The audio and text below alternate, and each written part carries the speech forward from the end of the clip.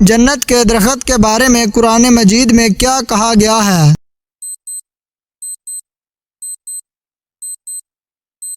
जवाब, कुरान मजीद में कहा गया है कि जन्नत के दरख्तों के नीचे से नहरें बहती हैं और इनके फल कभी ख़त्म नहीं होंगे। जन्नत के मकानात किस चीज़ से बने होंगे?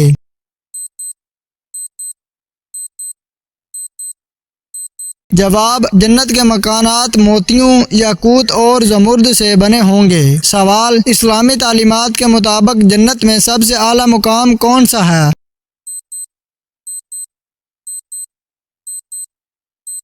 जवाब, जन्नत में सबसे आला मुकाम फिरदौस है। सवाल, अल्लाह ताला ने सबसे पहले कौन सी चीज़ पैदा की?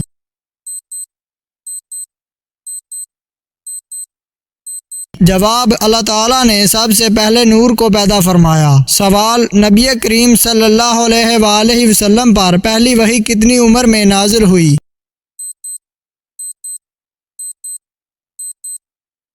जवाब, नबी करीम सल्लल्लाहु अलैहि वसल्लम पर पहली वही 40 साल की उम्र में नाजिल हुई। सवाल, नबी अकरम सल्लल्लाहु अलैहि वसल्लम ने अपना आखिरी खुतबा किस जगह पर दिया?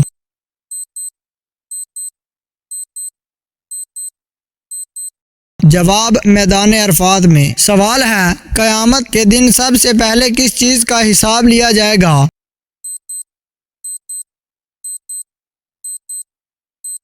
जवाब है, सबसे पहले नमाज का हिसाब लिया जाएगा। सवाल, अल्लाह ताला ने ज़मीन और आसमान को कितने दिनों में तख्लीक किया?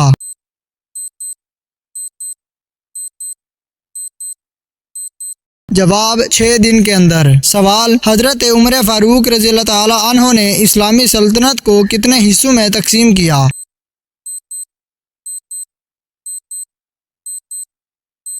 जवाब, 10 हिस्सों में। सवाल है, मरहुमा बीवी की जायदाद में औलाद ना होने की सूरत में शोहर का विरासत में हिस्सा कितना है?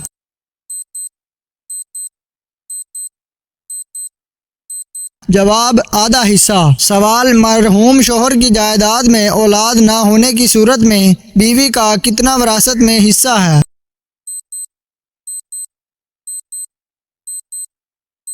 जवाब, 1/4। सवाल, बताइए कि ज़कात के कितने मुसारफ हैं?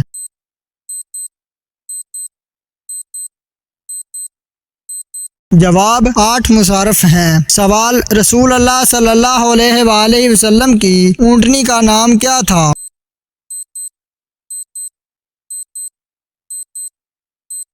जवाब, आप सल्लल्लाहु अलैहि वसल्लम की ऊँटनी का नाम कस्वा था। सवाल है, बताइए कि इस्लाम से पहले खाना काबा के अंदर कितने बुत मौजूद थे?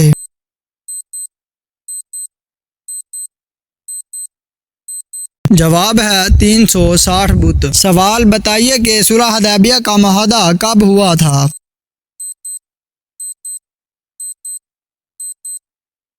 जवाब, 6 हिजरी में। सवाल, बाजमात नमाज अकेले नमाज पढ़ने से कितने दर्जे अफजल है?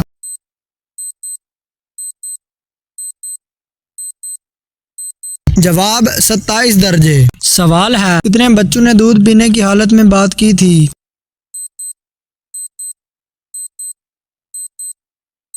जवाब, 3 बच्चों ने। हज़रत अबू हुरैरा रज़ियल्लाहु ताला अन्हु से रिवायत है कि नबी करीम सल्लल्लाहु अलैहि वसल्लम ने फरमाया, गोद में किसी बच्चे ने बात नहीं की सवाए 3 बच्चों के। एक हज़रत ईसा अलैहिस्सलाम, दूसरा जुरीज वाला बच्चा। यह जुरीज नामी शख्स बड़ा इबादत गुजार था। इसने एक इबादत खाना बनाया और इसमें रहता था। वो नमाज पढ़ रहा था कि इसकी माँ आई और इसे बुलाया कि ऐ जुरीज। तो वो दिल में कहने लगा कि या अल्लाह, एक तरफ मेरी माँ है तो दूसरी तरफ मेरी नमाज है, मैं नमाज पढ़े जाऊँ या अपनी माँ को जवाब दूँ। आखिर वो नमाज ही में मसरूफ रहा। इसकी माँ वापस चली गई। फिर जब दूसरा दिन हुआ तो वो फिर आई और पुकारा कि ऐ जुरीज। वो कहने लगा कि ऐ अल्लाह, मेरी माँ मुझे पुकार रही है और मैं नमाज में हूँ, अब मैं क्या करूँ। आखिर वो नमाज में ही लगा रहा। फिर इसकी माँ अगले दिन फिर आई तो वो नमाज पढ़ रहा था। इसने पुकार लगाई कि ऐ जुरीज। वो कहने लगा कि ऐ रब, एक तरफ मेरी माँ है, दूसरी तरफ मेरी नमाज है। बहरहाल वो अपनी नमाज में ही मशगूल रहा। इसकी माँ ने कहा कि या अल्लाह, इसको इस वक्त तक वफात ना देना जब तक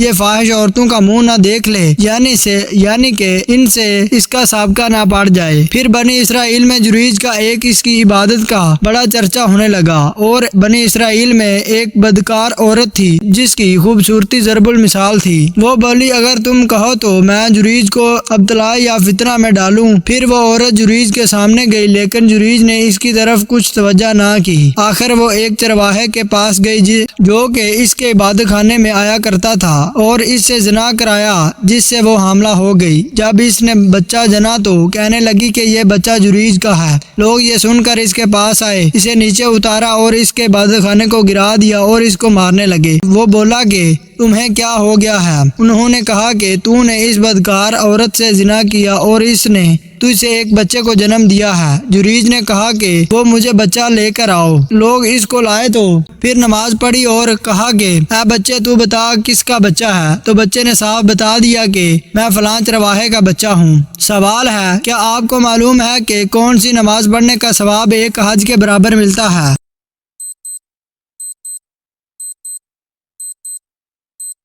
जवाब, नमाज इशराक की नमाज पढ़ना। वो कौन सा गुनाह है जिसको फरिश्ते अमाल में नहीं लिखते?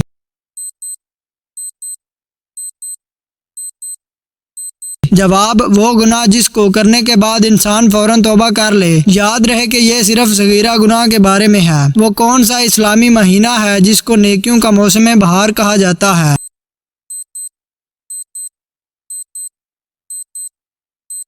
जवाब, रमजानुल मुबारक को। सवाल बताइए कि यौमुल फुरकान किस दिन को कहा जाता है?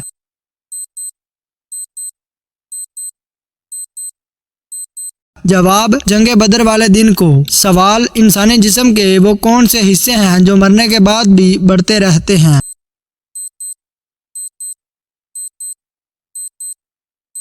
जवाब, कोई भी नहीं। बालों और नाखूनों का बड़ा होना इसलिए नजर आता है कि बाकी जिल्द सिकुड़ना शुरू हो जाती है और बाल और नाखून नुमाया हो जाते हैं। क्या आपको मालूम है कि हर घर में मौत का फरिश्ता कितनी मरतबा आता है?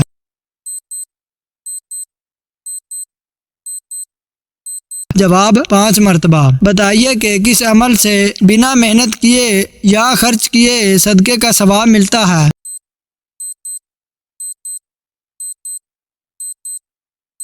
जवाब, अपने मुसलमान भाई से मुस्कुराकर बात करने से। किस उम्र में इंसान के गुनाह मुआफ होने लग जाते हैं?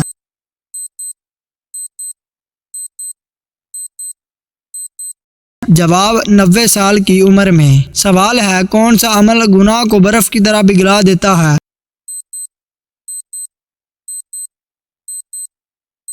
जवाब, अच्छे इखलाक। सवाल है, बताएं कि कुरान मजीद ने खाने की चीज सबसे आला किस चीज को करार दिया है?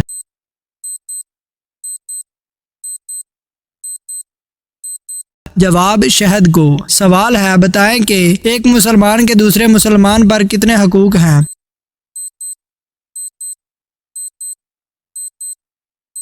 जवाब, रसूलुल्लाह सल्लल्लाहु अलैहि वसल्लम ने फरमाया, एक मुसलमान के दूसरे मुसलमान पर 5 हकूक हैं। इस्लाम का जवाब देना, मरीज की अयादत करना, जनाजे के साथ जाना, दावत कबूल करना और चीखने के जवाब पर या रहमुकल्लाह कहना। सवाल, दोज़ख में जहन्नमियों का लिबास किस चीज का बना होगा?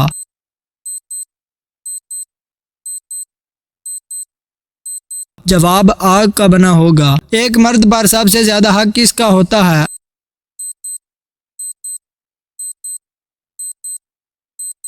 जवाब, इसकी माँ का। सवाल, सिदरतुल मुंतहा की जड़ से निकलता हुआ पानी दुनिया में किस जगह पर गिरता है?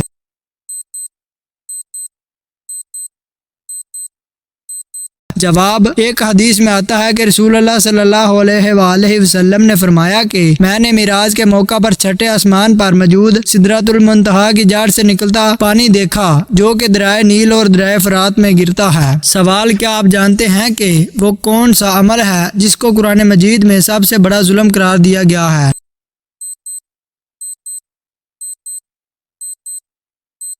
जवाब, शिरक करने को। अगरबत्ती जलाने से घर में कौन आता है?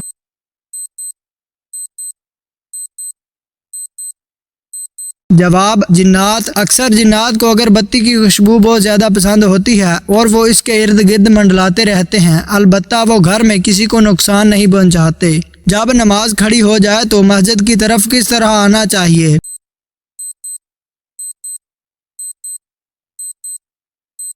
जवाब, इत्मीनान और सुकून के साथ।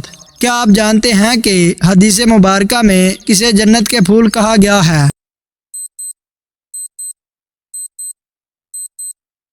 जवाब, बच्चों को। हजूर पाक सल्लल्लाहु अलैहि वसल्लम कौन सा लिबास पहनते थे?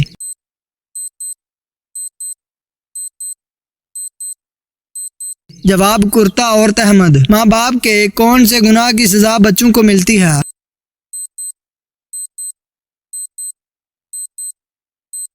जवाब, सूदखोरी की। कुरान पाक के किस सूरा का पढ़ना हर नमाज में ज़रूरी है?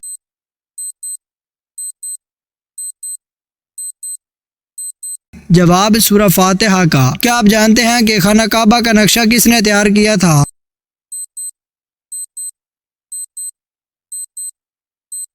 जवाब, हज़रत जिब्राईल अलैहिस्सलाम ने।